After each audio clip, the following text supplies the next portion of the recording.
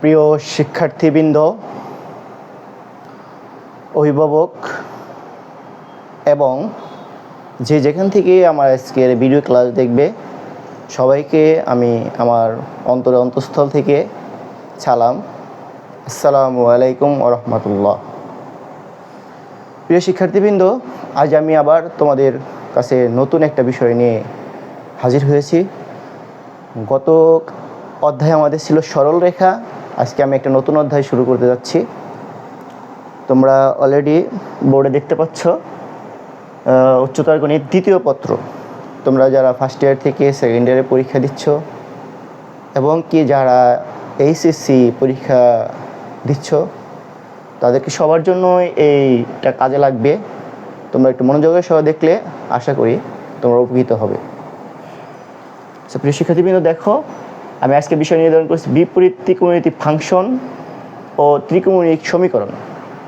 তার মধ্যে 1, 2 আমি এটা ফাংশন সম্বন্ধে একটু বেসিক ধারণা দিব তোমাদের, এবং এই সূত্রটা আমি প্রমাণ করব এবং তোমাদের এখান থেকে আমি একটা অঙ্ক করাবো। অঙ্কটা করবো রূপবন্তী প্রকাশনীর 7.1 থেকে। আশা করছি তোমরা এটা দেখলে মনোযোগের সহিত উপকৃত হবে ইনশাল্লাহ। চলো শুরু করা যাক।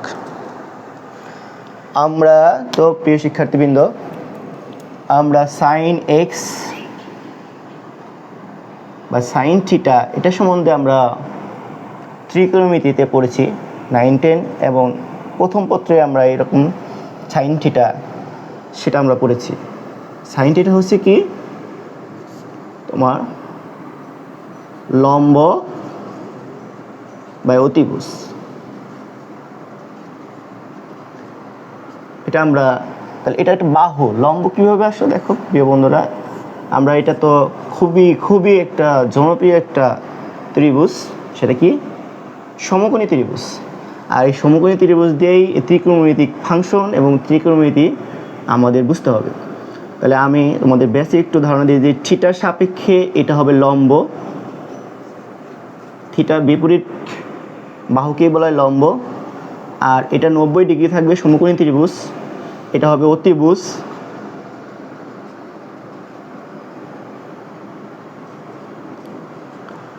আর এটা ভূমি হবে।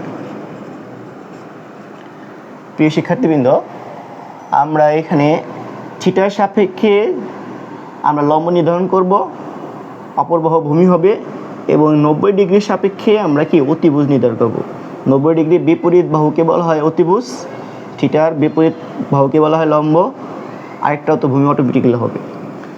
এই যে বাহুর সাথে এইখানে আমরা কোণ সাইন থিটা, এরটা হচ্ছে একটা অনুপাত। দেখো লম্ব বাই অতিভুজ বাহুর একটা অনুপাত। তাহলে এই সাইন থিটা দিয়ে, নর্মাল সাইন থিটা দিকে আমরা কি বাহুর অনুপাতকে প্রকাশ করতেছি আমরা।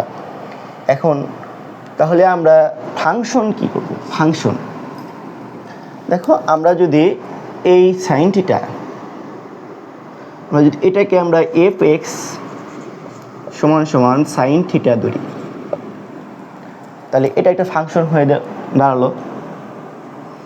এখন এটা ইনভার্স ফাংশন, মানে বিপরীত ত্রিকোণমিতিক ফাংশন আমরা কীভাবে করি? চলো শিক্ষার্থীবৃন্দ, আমরা সেটা এবার একটু দেখি। আমরা যখন এটা বিপরীত ত্রিকোণমিতিক ফাংশন আমরা নির্ধারণ করব, আমরা এরকম ধরে নিব, ধরি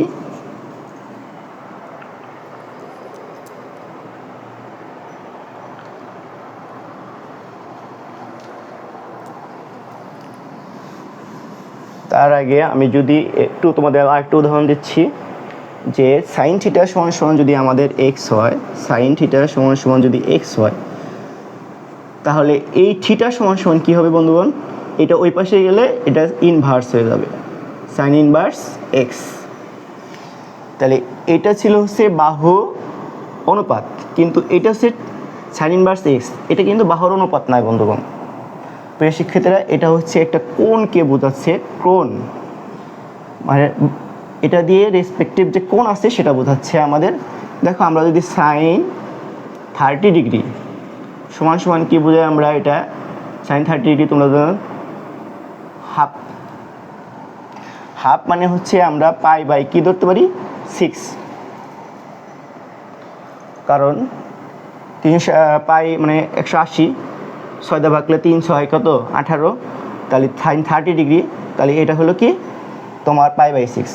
আচ্ছা আমরা এখন যদি এটাকে যদি আমরা x ধরি, সাইন 30 ডিগ্রি সমান সমান যদি আমরা এটাকে যদি আমরা একটু 30 ডিগ্রি দেখো, সাইন ইনভার্স কি হলো আমাদের হাফ। আর 30 ডিগ্রি বদলে আমরা কি লিখতে পারি, এইটা আমরা পরে দিচ্ছি হাফটা, তাহলে π/6, তাহলে আমরা এটা π/6 দিই, π/6। অর্থাৎ দেখো π/6 কিন্তু একটা কি তোমাদের কোণকে নির্দেশ করতেছে, ঠিক আছে। তাহলে আমরা এখান থেকে এটা ওই পাশে গেলে সাইন 30 ডিগ্রি হলো। এখন আমি তোমাদের এখান থেকে ফাংশনটা বোঝাবো। দেখো সাইন এক্স সমান সমান কি এক্স, থিটা সমান সমান সাইন ইনভার্স এক্স, এটাই হচ্ছে ত্রিকোণমিতিক আমাদের কি বিপরীত ফাংশন। তা যা থিটা কোণকে রিপ্রেজেন্ট করে, এটার অর্থ হচ্ছে কোণকে রিপ্রেজেন্ট করবে, সে বাহুকে রিপ্রেজেন্ট করবে না, এখানে যে কোণ আছে কোণকে রিপ্রেজেন্ট করবে। তাহলে আমরা এটা প্রমাণ করব। এখন ধরো আমরা একটা ফাংশন ধরি f(x) সমান সমান কি সাইন থিটা, এটাকে y আমরা দিয়ে ধরতে পারি, y সমান সমান f(x) সমান সমান কি সাইন থিটা। তাহলে আমরা এটা দুইটা পার্ট করব, y সমান সমান কি f(x), আবার লিখতে পারি y সমান সমান সাইন থিটা। তাহলে দেখো f ইনভার্স y সমান সমান কি দাঁড়াবে, শুধু x, এটা এই পাশে আসলে f ইনভার্স y, এটা শুধু x দাঁড়ালো। আর এটা সমান সমান আমরা ধরতে পারি y সমান সাইন থিটা, তাহলে থিটা সমান সমান কি হবে সাইন x ধরি, আমরা থিটার বদলে আমরা x ধরি।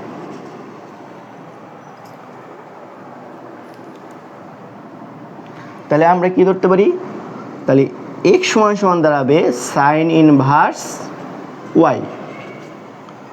এখন বন্ধুগণ এই সমীকরণটা, এই inverse function f inverse y সমান সমান x, আর এটাও একটা সমীকরণ, এই দুটো সমীকরণকে আমরা যদি সমন্বয় করি তাহলে x এর বদলে আমি কি লিখতে পারি f inverse y, f inverse y, এটা তো সাইন ইনভার্স কি হয়ে গেছে আমাদের y হয়ে গেছে। এখন আমরা যখন বিপরীত ফাংশন নির্ণয় করব, এখানে আমাদের হচ্ছে আমরা প্রমাণ করতে চাইছি x দিয়ে, তাহলে ফাংশনটা পাইছি আমরা কি y দিয়ে, তাহলে আমরা জাস্ট কি করব y এর বদলে x বসিয়ে দিব, তাহলে সাইন ইনভার্স x। দেখো এই যে বিপরীত ফাংশন f(x) ইনভার্স হলো সাইন ইনভার্স x, এটাই হচ্ছে কি আমাদের ত্রিকোণমিতিক বিপরীত ত্রিকোণমিতিক ফাংশন, যেটা এই যে আমি একটু প্রমাণ করে দিলাম। তাহলে ইনভার্স ফাংশন বের করা হচ্ছে, এটা একটা ফাংশন, তারপরে এটা আমরা বিপরীত ত্রিকোণমিতিক ফাংশন, তাহলে আমরা সেটা প্রমাণ করলাম কি y সমান সমান কি f inverse x sign inverse y।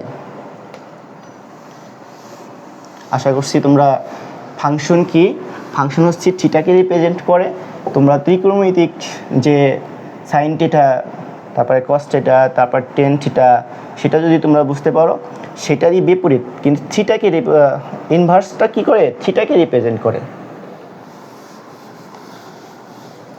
এখন আমি তোমাদের 2 নম্বর সূত্রটা প্রমাণ করব।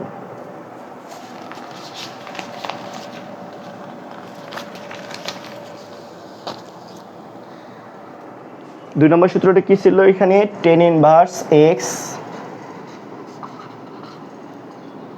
প্লাস টেন ইনভার্স y সমান সমান কি tan inverse x plus y 1 minus x y. Show that. প্রিয় শিক্ষার্থী দেখো, আমরা যদি প্রমাণ করতে চাই তাহলে left hand side tan inverse কি আছিল আমরা ধরি,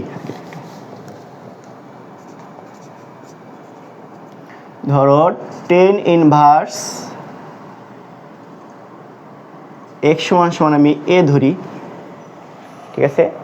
তাহলে এখান থেকে কি পাবো, সুতরাং x সমান সমান পাবো টেন a, আবার টেন ইনভার্স ওয়াই সমান সমান যদি আমি বি ধরি, সুতরাং এখান থেকে পাবো ওয়াই সমান সমান পাবো আমি ten B.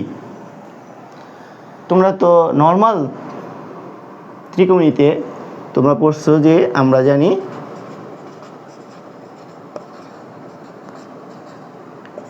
Ten A plus B সূত্রটা কি মনে আছে বন্ধু? কোন না পেলে দেখো আমি তোমাদের শেখাচ্ছি। Ten A plus ten B, তাহলে 1 minus ten A ten B গুণাকারে থাকবে। আচ্ছা বন্ধুগণ দেখো, এটা যদি টেনটা আমি ওই পাশে নিয়ে যাই তাহলে টেন ইনভার্স হয়ে যাবে, অর্থাৎ এ প্লাস বি থাকবে টেন ইনভার্স, আমরা পাবো হচ্ছে ten A plus ten B,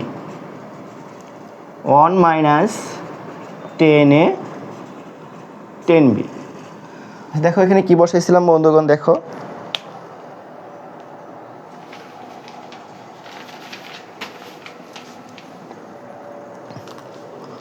আমরা এখানে এ সমান সমান ধরছিলাম কি ten x, tan inverse x, ঠিক আছে?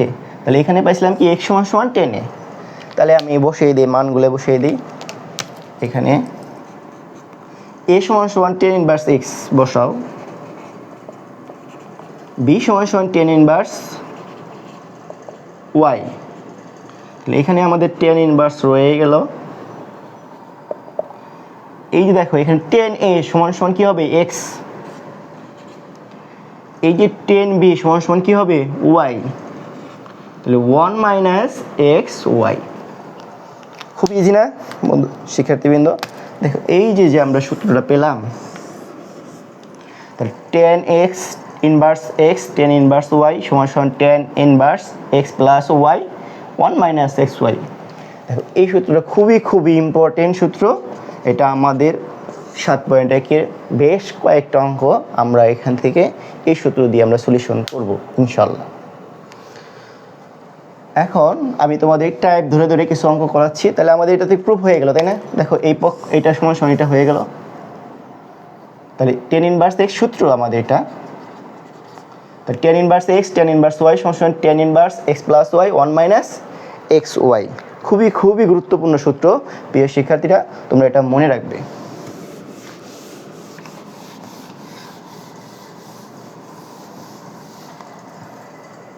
এখন তোমাদের আমি অঙ্কের দিকে যাচ্ছি। তোমরা রূপন্তী প্রকাশনী বইয়ে অথবা যে কোনো বই থেকেই তোমরা সলিউশন দেখতে পারো। আমাদের 1 নম্বর একটা অঙ্ক আমি সলিউশন করে দেখাবো তোমাদের।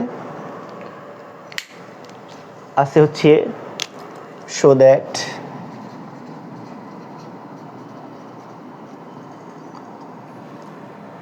tan inverse 3/4 tan inverse 3/4 plus tan inverse 3/5 tan inverse 3/5 সমান সমান tan inverse 27/11 27/11 27/11।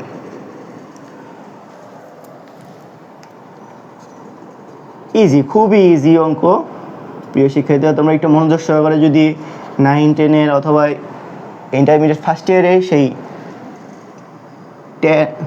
সাইন কস 10 সেটা যদি পারো তাহলে ইনভার্স ফাংশন তোমাদের জন্য খুবই সহজ। 3/4 প্লাস tan ইনভার্স 3/5। আমরা জাস্ট এটা কিন্তু আমরা এটাকে কি করব, সেই ত্রিভুজ সমকোণী ত্রিভুজ ধরে আমরা কনভার্ট করব। সকল কিছুকেই আমরা কি করব, ট্যান তো আছেই, আমরা আচ্ছা কনভার্ট করার কোনো প্রয়োজন নাই। এটা আমরা দেখো এটাকে এক্স, এটা কি ধরবো আমরা কি ওয়াই, তাহলে ট্যান এ অথবা এটা ধরবো এ এটা ধরবো বি, তাহলে tan A plus tan B.